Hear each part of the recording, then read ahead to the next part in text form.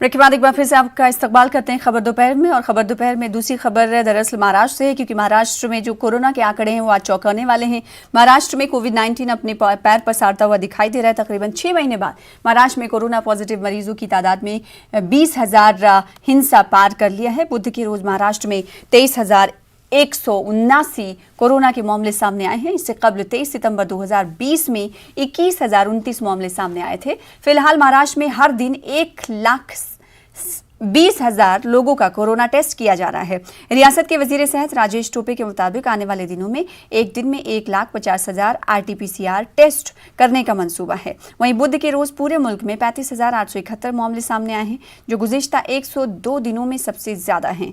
गुज़िश्ता 24 घंटों में मुल्क भर में कोरोना से 172 अफराद की मौत हो गई। जैसा कि हम जानते हैं, ऐसे में सवाल उठाए जा रहे हैं कि जब मुल्क में इतनी तेजी से एक मरतबा फिर कोरोना कहर बरपा कर रहा है, तो कोरोना वैक्सीन को हिंदुस्तान में से क्यों एक्सपोर्ट किया जा रहा है।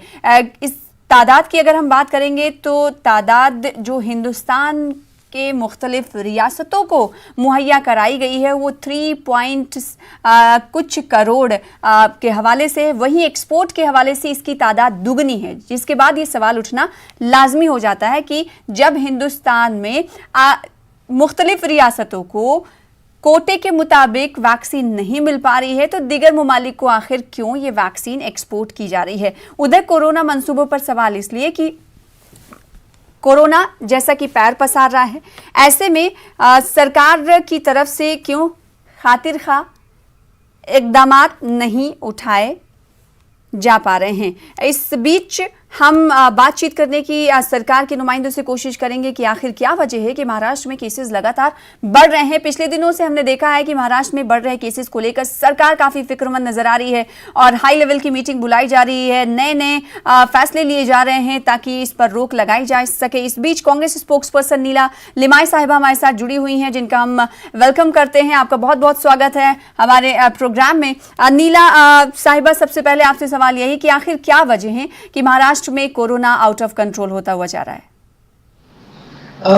एक तो आप देखिए कि महाराष्ट्र की जो स्थिति है उसमें देश भर से लोग यहाँ पर आए हुए हैं। यहाँ मुंबई है जो कि अपनी आर्थिक राजधानी है, मेन प्लेस है, जहाँ से कई सारे देश भर के जो आर्थिक व्यवहार है, इकोनॉमिकल जो सब प्रोसेसिंग्स है वो चलते हैं और इसलिए देश भर से लोग यहाँ पर जुड़े हुए हैं। पहली चीज तो ये है। और मुंबई का अगर आप देखेंगे तो बहुत ही उसका जो एरिया है वो बहुत कम है एक तरह से। लेकिन नीला साहिबा, इस कोरोना के जो केसेस अभी बढ़ रहे हैं वो मुंबई में नहीं बढ़ रहे हैं, वो रूरल एरियाज में बढ़ रहे हैं, तो इसकी क्या वजह है? देखिए, अभी मुंबई से जब से ट्रेनें शुरू हो गई, जैसे विदर्भ अमरावती जो है वहां से पहले शुरुआत हो गई थी, अभी की जो वेव है अगर आप देखेंगे तो लोग यहाँ से अलग अलग जगह जैसे ही जाने लगे, मुझे लगता है जो शादियों का सीजन था बीच में, उसमें भी कई सारे लोग सब जितना पहले उन्होंने टाइट सब अपने खुद को अपने फैमिली को रखा था वो नहीं जा रहे थे। वैसे थोड़ा ये हो गया कि शादियों में थोड़ा माहौल बदल गया और उसमें मुझे लगता है ये जो है वो ज्यादा स्प्रेड हो गया। ये अभी का जो है उसका कारण मुझे वो लगता है। लेकिन गवर्नमेंट अगर आप देखेंगे जी, तो गवर्नमेंट की तरफ से वापस सब उसमें जो बीच में कई सारे सेंटर्स बंद किए थे क्योंकि नंबर नीचे गए थे, लेकिन लगातार महाराष्ट्र गवर्नमेंट मीटिंग्स कर रही है, वैक्सीनेशन बढ़ाया गया है। अगर आप देखेंगे तो ये जो क्वारंटाइन सेंटर्स है उसमें बेड्स बढ़ाए जा रहे हैं और वापस जो बंद किए थे वो भी शुरू करने की पूरी उसकी तैयारी है। और लेकिन एक चीज तो है, अपने को ये माननी पड़ेगी कि लोगों का जब उनकी रोजी रोटी अगर रुकने का सवाल आ गया तो एक डर सा पैदा हो जाता है लोगों के मन में। ऐसा थोड़ा बहुत हुआ है और इसलिए मुझे ऐसे लगता है कि लोग कहीं रुकना नहीं चाहते। और अभी देखते हैं, मुझे तो लगता है गवर्नमेंट बहुत सारी कोशिशें कर रही है कि जिसमें लगातार मीटिंग्स, अगर आप न्यूज में भी ये बहुत आया है कि लगातार वो मीटिंग्स चली है और कोरोना सेंटर्स बिल्कुल रेडी है। अगर आप वैक्सीनेशन भी देखेंगे तो मेरे ख्याल में, अभी मुझे आंकड़े नहीं मिले, मैं जस्ट मुझे ये प्रोग्राम के लिए इन्फॉर्म किया गया था जी। तो अगर आप आंकड़े देखेंगे तो महाराष्ट्र में जो टेस्टिंग है वो बहुत ज्यादा हो रहा है, वो बहुत ज्यादा है। मुझे नहीं लगता कि देश भर में इस तरह का टेस्टिंग और इस तरह से वैक्सीनेशन की जो नंबर्स है वो इतने ज्यादा है। ठीक है, नीरा साहिबा हमारे साथ बनी रहे। इस बीच हमारे साथ एक और खास मेहमान जुड़ चुके हैं जो कि भारतीय जनता पार्टी से हैं, उदय प्रताप सिंह साहब जो कि तर्जुमान स्पोक्स पर्सन है। आपका वेलकम करते हैं। उदय जी, आपसे सवाल ये करना चाहेंगे, जैसा कि हम देख रहे हैं कि मुल्क में लगातार केसेस बढ़ रहे हैं, महाराष्ट्र में सबसे ज़्यादा केसेज आज सामने आए हैं, जिसके बाद तशवीश में लोग मुब्तला हैं। लेकिन सवाल ये उठता है कि जब मुल्क में ज़्यादा कोरोना वैक्सीन कोटे के लिहाज से कई रियासतें, राजस्थान की अगर मैं बात कर लूं तो राजस्थान सरकार ने भी कहा है कि उनके पास स्टॉक नहीं है, महाराष्ट्र सरकार भी इल्जाम लगा चुकी है कि उन्हें स्टॉक कम भेजे जा रहे हैं, तो फिर दूसरे ममालिक को दुगनी एक्सपोर्ट करने की क्या जरूरत जब अपने मुल्क में आप कमी पूरी नहीं कर पा रहे हैं? देखिए, सबसे पहले तो मैं यह कहना चाहूंगा कि इस कोरोना महामारी के सेकेंड पीक पे समझदारी और त्वरित निर्णायक कदम उठाने चाहिए। और कोरोना महामारी मुंबई महानगर में बहुत तेजी से फैल रही है। आज संख्या 3,500 के आसपास पहुंच गई है। यहाँ पे जो वैक्सीनेशन संख्या वो बढ़ानी चाहिए। सरकार को सख्ती और सहजता से निर्णायक कदम लेने चाहिए और प्रशासन के माध्यम से जांच और वैक्सीनेशन बढ़ानी चाहिए। यहाँ केंद्रों पे भीड़ लगी रहती है, लोग जाते हैं, भीड़ देख के वापस आ जाते हैं और यहाँ एक भय का माहौल धीरे धीरे फैलने लगा है। उसे भी रोकना चाहिए प्रशासन को। वैक्सीनेशन सेंटर इनको मुंबई महानगर जैसे क्षेत्र में आज उनको सोसाइटीज और बस्तियों में जाकर करनी चाहिए, तभी इस पे कंट्रोल आएगा। और कहीं भी वैक्सीनेशन कम नहीं पड़ रहे हैं। सभी जहां जो स्टेट मांग रहे हैं, पहले तो यहाँ 1 हफ्ता लेट कर दिए और वेस्टेज भी कई स्टेट में, आंध्रा जैसे स्टेट और 1-2 स्टेट में ऐसे सुने गए हैं कि वहां पे वेस्टेज भी बहुत हुए हैं, 10 से 15% वेस्टेज किए गए हैं। और जहां जितनी सरकार की डिमांड है वहां उतने वैक्सीनेशन भेजे जा रहे हैं, वैक्सीन भेजे जा रहे हैं। आपको लगता है कि हिंदुस्तान में इस वक्त हालात ऐसे हैं कि अपने मुल्क से भी हिंदुस्तान निमट सकता है और दूसरों की मदद भी कर सकता है? तो अगर ऐसा होता तो फिर केसेस क्यों बढ़ रहे हैं? देखिए, सरकार का दृढ़ संकल्प है और इसमें कुछ राज्यों में ही केवल बराबर इस पे कंट्रोल नहीं रखा जा रहा है। बाकी सभी स्टेट में वैक्सीनेशन अच्छी तरह हो रहे हैं। मैं जहां तक मुंबई महानगर पालिका और महाराष्ट्र स्टेट में मुंबई में रहता हूं, वहां से मैं कहता हूं कि यहाँ पे कुछ जगहों पे खाली वैक्सीनेशन सेंटर बढ़ाए गए हैं, बाकी जगह पे नहीं। जैसे वर्ली क्षेत्र हो या किसी मंत्री का क्षेत्र हो, विधानसभा क्षेत्र हो, वहीं पे बाकी जगहों पे बहुत ढीली इस समय सरकार का वैक्सीनेशन और जांच सेंटर चालू की हुई है। ठीक है, नीरा साहिबा, गुज़िश्ता दिनों हमने देखा था कि प्रकाश जावड़ेकर ने एक ट्वीट किया था। ट्वीट के जरिए कहा था कि महाराष्ट्र सरकार को 54 लाख तकरीबन वैक्सीन के डोज मिल चुके हैं, जिसमें से महाराष्ट्र सरकार ने तकरीबन 23 लाख या 24 लाख ही इस्तेमाल किया है। फिर उसके बाद महाराष्ट्र सरकार आखिर क्यों सवाल खड़े करती है कि उनके पास स्टोरेज की कमी है? नहीं, देखिए, बात यह है, मैं बीजेपी के प्रवक्ता से भी सम्माननीय कहना चाहती हूँ कि महाराष्ट्र में किस रेट से सेंटर्स बढ़ते हैं आप ये भी देखिए। पहले कितने थे और अब कितने हैं। नहीं तो आपने जो दिए गए उन्हीं का इस्तेमाल नहीं किया ना मैम। नहीं, ऐसा है जो दिए गए उनका इस्तेमाल नहीं किया, फिर आप बोल रहे हैं कि हमें ज्यादा मिला नहीं, तो ये क्या सही है? ये बात सही है?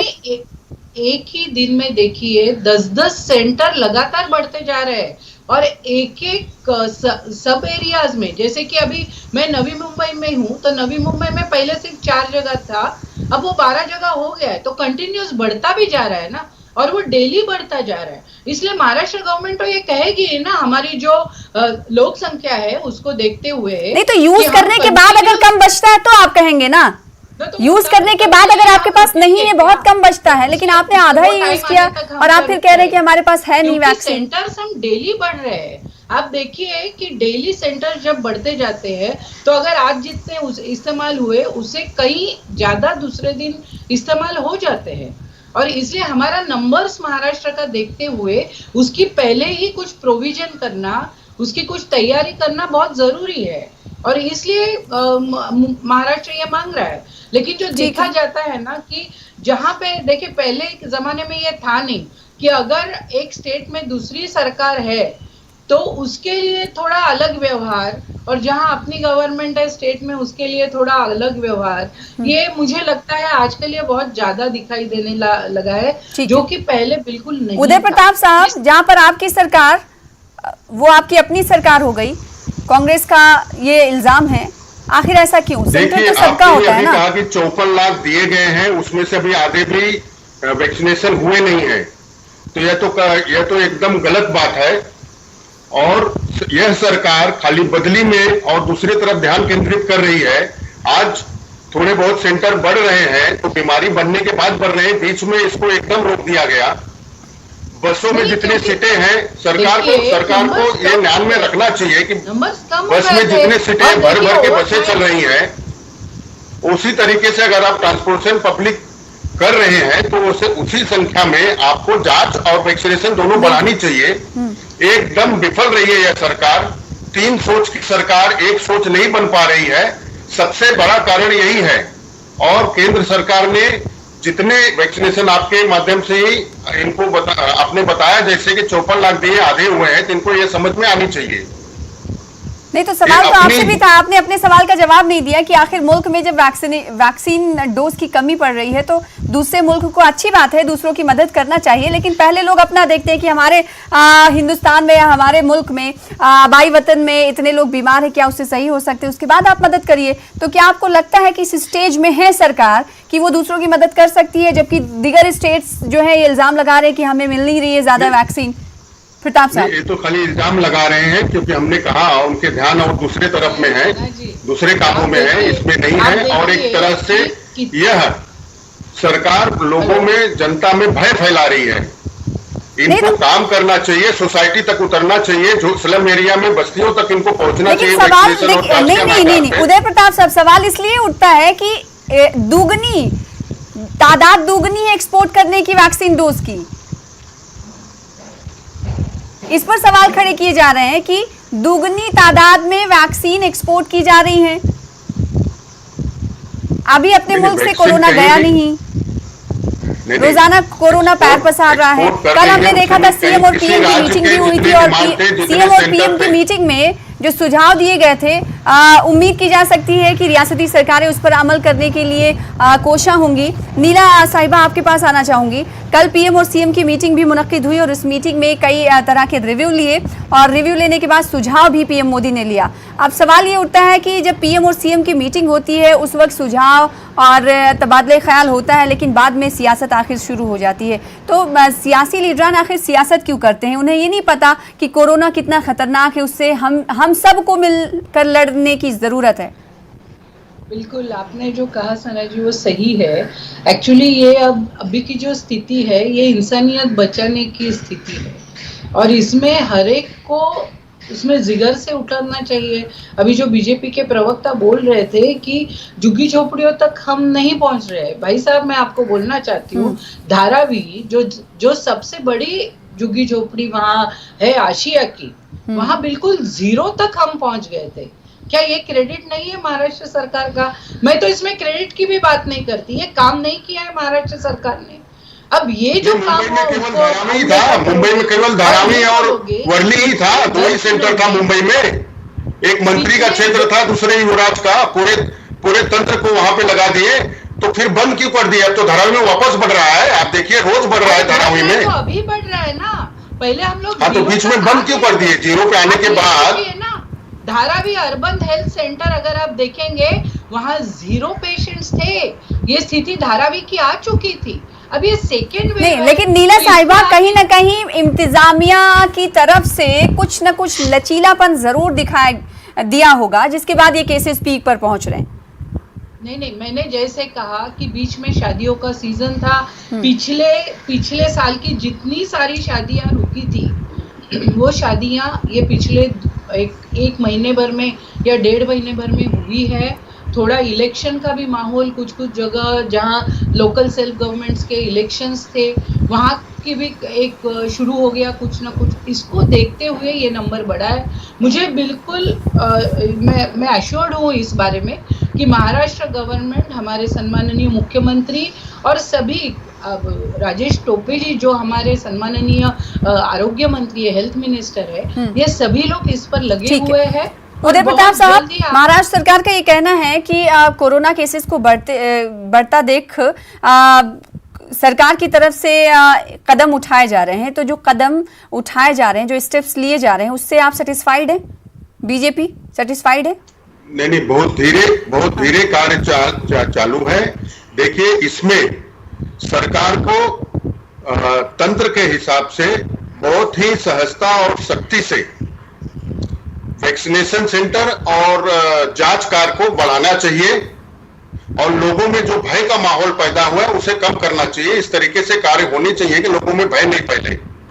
और जैसे बसेस ट्रांसपोर्टेशन हो रहे हैं, बसेस और ट्रेनों में संख्या कम की जाए, जितनी सीटें हैं बस में उतनी ही सीटें भरी जाए, ये सब पे ध्यान देना बहुत जरूरी है। बिल्कुल, सवाल ये है कि कोरोना कैसे जाए, मुल्क से इसका कैसे खात्मा हो, महाराष्ट्र से कैसे कोरोना केसेस ना आए सामने महाराष्ट्र में, इस पर जोर देने की जरूरत है, ना कि सियासत करने की। आप दोनों खास मेहमानों का बेहद शुक्रिया अदा करना चाहेंगे प्रोग्राम खबर दोपहर में। फिलहाल